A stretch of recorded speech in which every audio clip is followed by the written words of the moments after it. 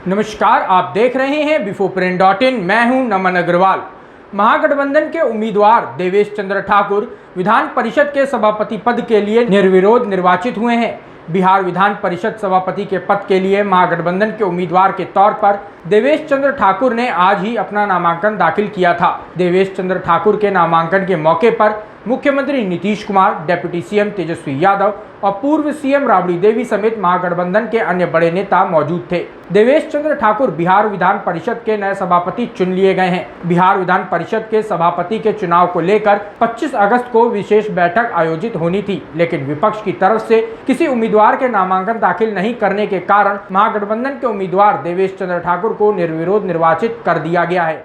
इस पद पर अपने आए हैं सर, क्या क्या प्राथमिकताएं होंगी और सदन को चलाने? मैं अभी तक इस पद पर आया नहीं हूँ, मैंने आज नामांकन किया है और धन्यवाद है माननीय मुख्यमंत्री जी का जो हमारे सदन के और आदरणीय राबड़ी देवी जी का, माननीय पूर्व मुख्यमंत्री, ये दोनों हमारे सदन के सदस्य हैं और दोनों हमारे प्रस्तावक और अनुमोदक भी बने, और भी जितने हमारे प्रस्तावक अनुमोदक बने हैं सभी लोगों को धन्यवाद है।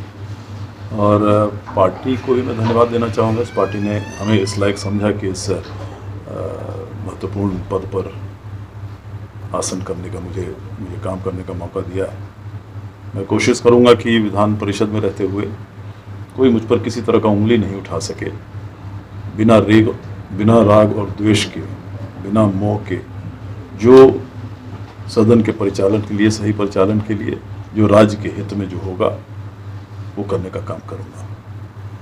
यहाँ पर विधान परिषद के सभापति के रूप में न्यूट्रलिटी जो कहा जाता है वो मेंटेन करना किसी के लिए भी ज़रूरी है, क्योंकि सदन का जो सभापति हैं, सभापति के आसन पर बैठने पर किसी दल के वो नहीं रह जाते। और माननीय सदस्य, खासकर माननीय विपक्षी सदस्यों को मैं कहना चाहूँगा कि सबको भरपूर समय मिलेगा, मौका मिलेगा अपनी बातों को रखने का। 20 साल से मैं इस सदन का सदस्य हूँ।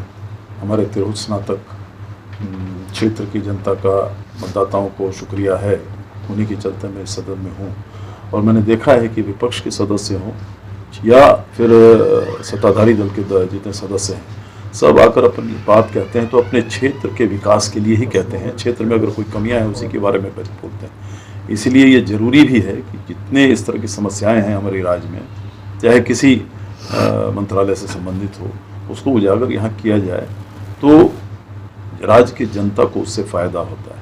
इसलिए सबको मौका मिलेगा, किसी को मेरे प्रति शिकायत करने की मौका नहीं।